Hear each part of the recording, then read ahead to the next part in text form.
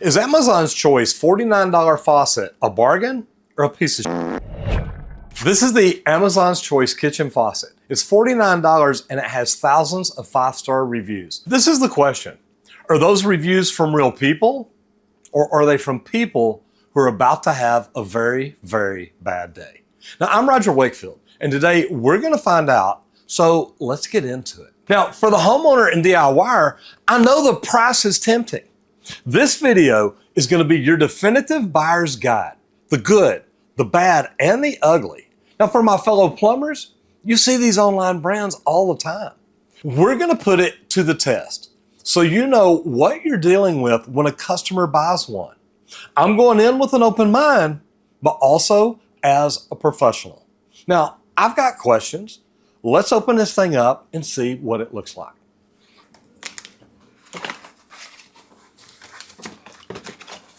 All right, let's see what $49 gets you. Now, right out of the box, look at this.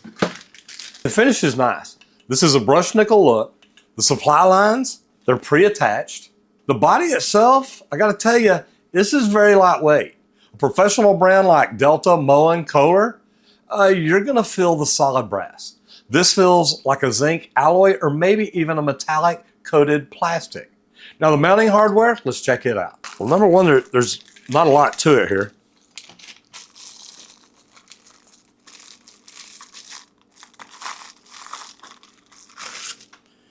Okay, now,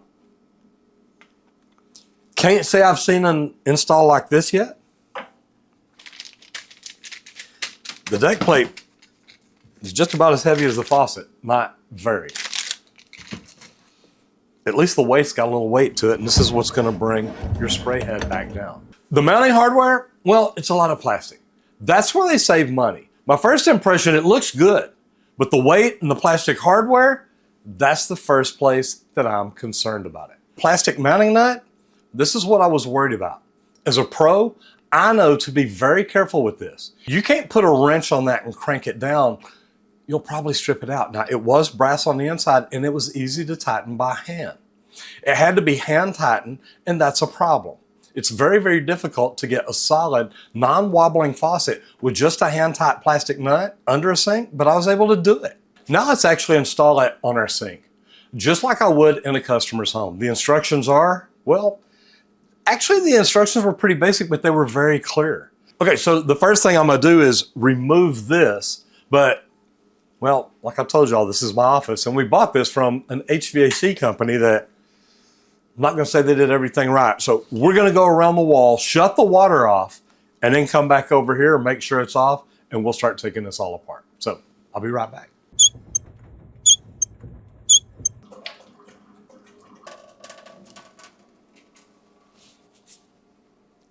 And we're good. All right, I'm gonna go ahead and start loosening these up. You know, it's funny, I made a video just the other day about this basin wrench.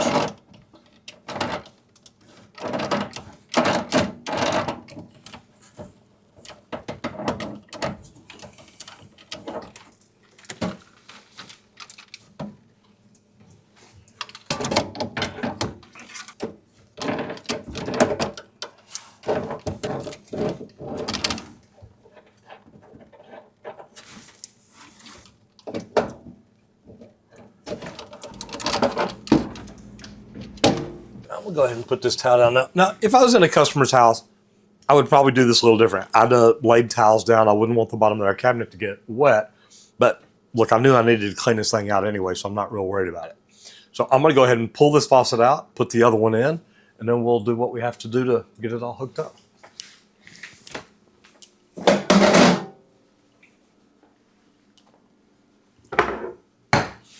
Now, let's see what this cover plate is going to cover.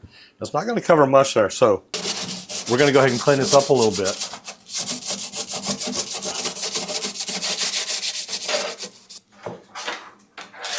Now, the one thing to always remember here, make sure you feed everything through your hole first.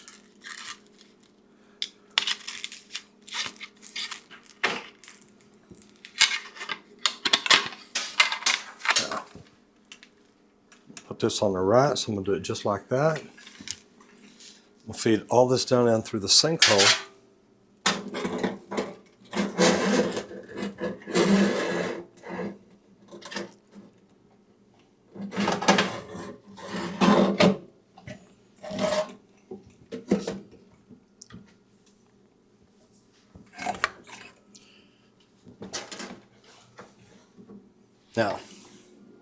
Now we're going to climb back under there and do the fun part. Secure everything and hook up the water. We'll leave that towel under there. We're still getting a little bit of dripping from one of the water lines, which is fine. I'm going to have the adapters to tie this together, but I've got those too. So the first thing I want to do is go ahead and get the sink faucet secured.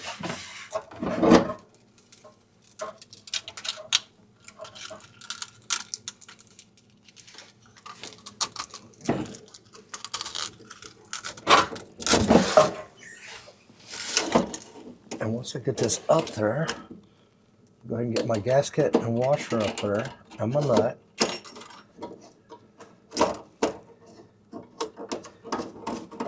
Okay, so now that I have that going, I'm going to just get it a little snug.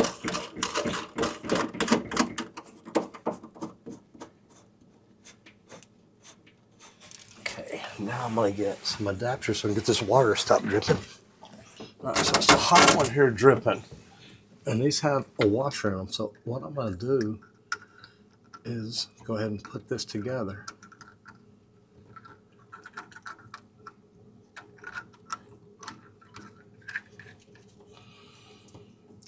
And then take this off. Let's have this so I can actually get in here and use them. And red is hot. So I'm going to go ahead and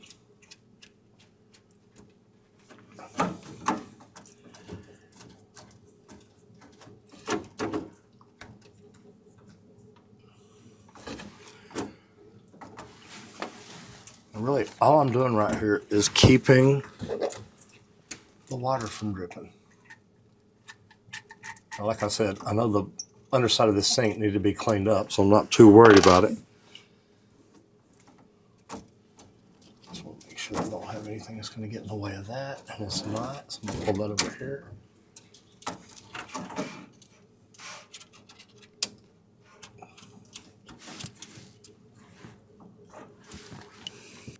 Okay, so I've got these snug enough just to keep the water from dripping, which is what I want. I want to look at this up top, straighten everything up here. Okay, so now I've got it just about where I want it.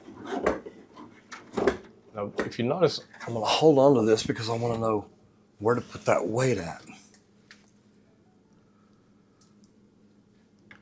On the side right there with the gasket, or with the mark on it, and it may even say that, put it right here. Yep, put the weight right here, right about where I had it marked. All right, so we're good there. So now really all I've got to do, I don't know if I can reach up from here, but I can.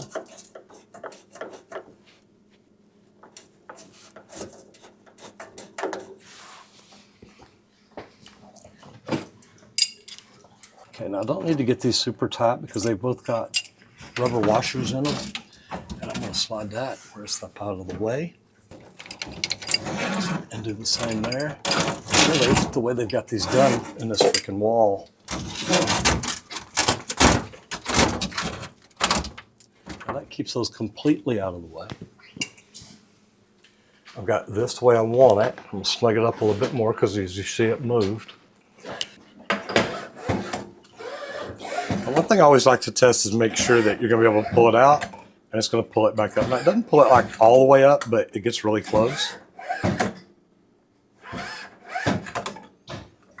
But that's not bad. Now, this faucet here it feels solid brass. It feels pretty good. The top blew off of it the other day. Not sure what happened there. Can't say I've ever heard of Project Source, but it's gone. Okay, so looking at this now, it does give you directions, And believe it or not, you can actually see them and understand them. They've got very clear pictures. Not too bad. Put the weight, I did everything just like I was supposed to do. I didn't kink the hoses. So, man, I did pretty good. All right. It also comes with, it says activate your 5-year warranty. Now, I'm not sure how much they're going to stand behind it, but it is what it is. But let's go ahead and see.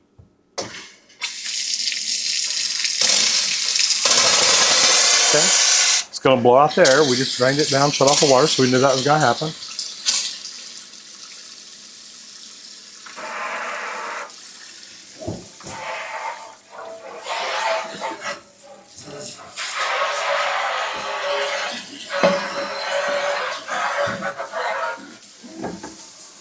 Now, I got it as tight as I could, and if you try to move it, it really doesn't move. I'm sure I could force it around. It doesn't have any play, but a pro-grade faucet with a metal locking system that you can get down on it with a basin wrench is great. All right, we're hooked up. Let's turn the water on. Okay, no immediate leaks at any connections. That's always a good sign. And let's test the handle. It moves great. The action is actually pretty smooth. It's like a ceramic style cartridge, which is good. And let's check the sprayer. The pressure is good too. The button works. Now the retraction. All right. It's got a weight, it's got a hose. It did what it was supposed to do.